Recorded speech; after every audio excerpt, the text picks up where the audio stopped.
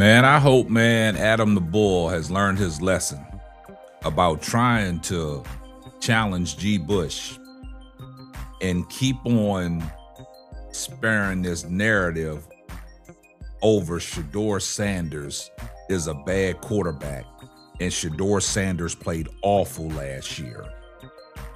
Every time these guys go on UCSS and bring up this hate for Shedeur Sanders, such as Adam the Bull, Jason Lloyd, GBush has to get in this crock pot and start cooking up a 4-course meal.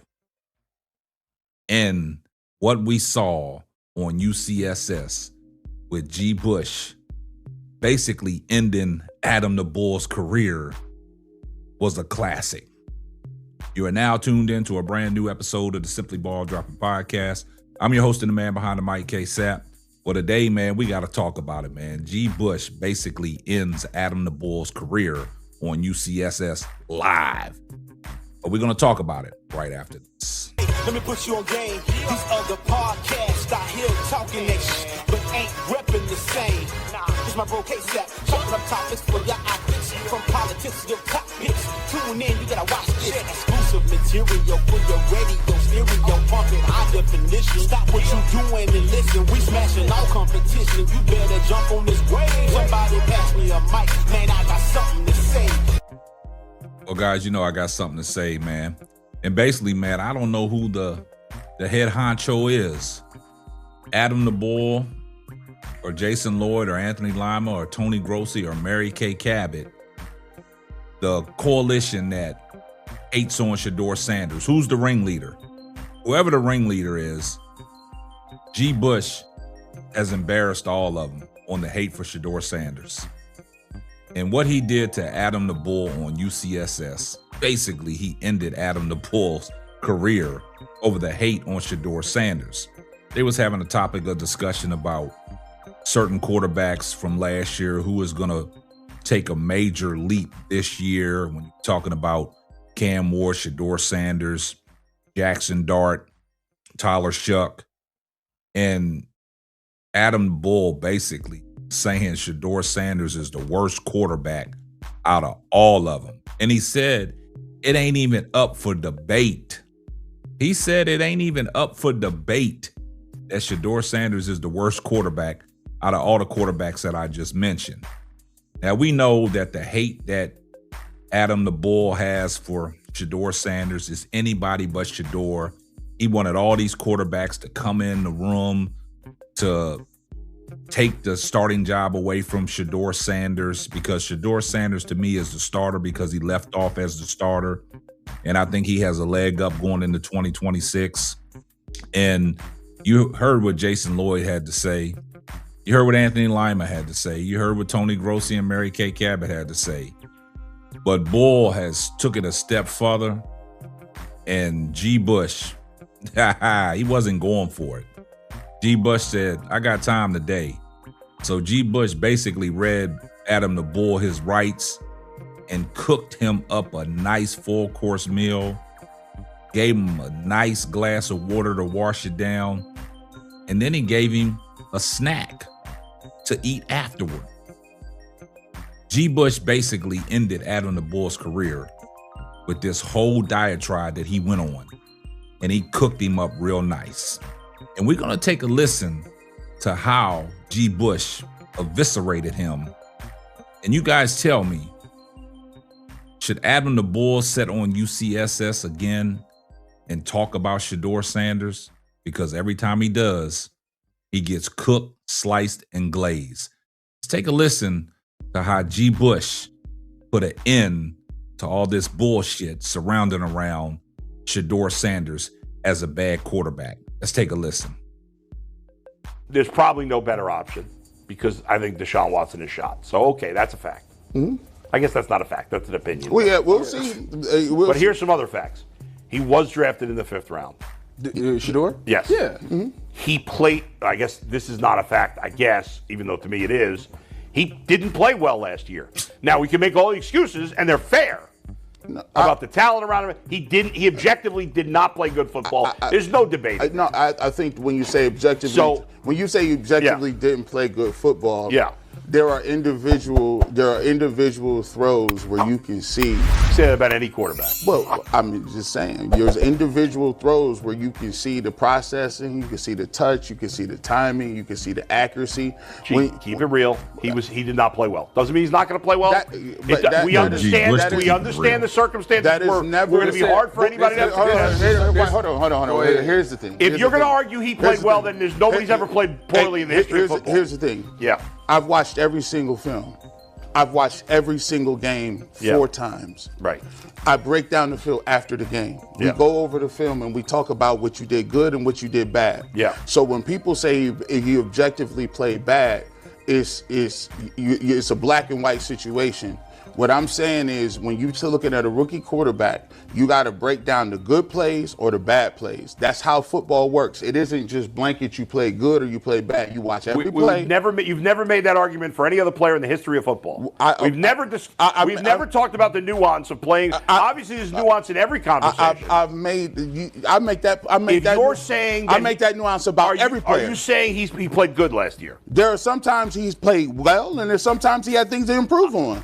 So then no quarterback's ever played poorly in the history of football? Yes, but here's the thing. When you're talking about it, you have to point out the good as well as the bad in the context of the situation. Here's the thing. I think we've got to the point where in sports talk, we either say it's black or white, good or bad. I'm all about nuance, GBush. But the bottom line is, if we're giving an overall grade, you got to say A or B. You got to say good or bad. No, you don't have to say There's overall. always nuance. Why? That's what I'm saying. I'm saying is overall. Yeah. If you want to ask whether or not, because we still get caught up on this, I'm watching the plays. Okay. Right? I'm seeing the plays. I see what you did right there. Yeah. Other people see what you did. So there are people that are going to say that there is a reason. Let me ask you a question. If Todd Monken, if Todd Monken and the Cleveland Browns had an opportunity, and Andrew Berry had an opportunity to upgrade that position, why did they not do it? And why are they saying that he has these elite things? Now, elite means over the top, good, dynamic, awesome. Right. If they say he has that elite, why they didn't replace him could be a variety of reasons. Because they like him. That could be one of the reasons. They could also be like, well, we're not going to spend money on a guy who we're not sure is better. It's not like who have the good options been to replace him with? Mac Jones. Number two. What they say means nothing. You take it all with a grain of salt. You know that. Wow. Here's the thing. You know that. Here's the thing. What I'm saying is, what they saying and what they doing. Well, you're judging what they're doing based on 1 week of the offseason. Oh, no. I base it on 3 weeks. 3 weeks in It's been a week and a week. It's been a week. Free agency started last week. Hey, I'm just looking at. It's been 1 week. Nobody showed up. Kyler, Malik, Anthony, all of them. They didn't show up. They're not here. Now, you heard what GBush did, man. GBush, man, like, he basically just put Adam the Bull to shame. Because everything that Adam the Bull was trying to say, GBush had a counter. And the thing about Adam the Bull, he would never let GBush finish his soliloquy, right? Because he always cutting him off because he's getting cooked so bad, he wants to stop the embarrassment. But he can't, because GBush did what GBush does. GBush went on and gave him a counter to everything he was saying.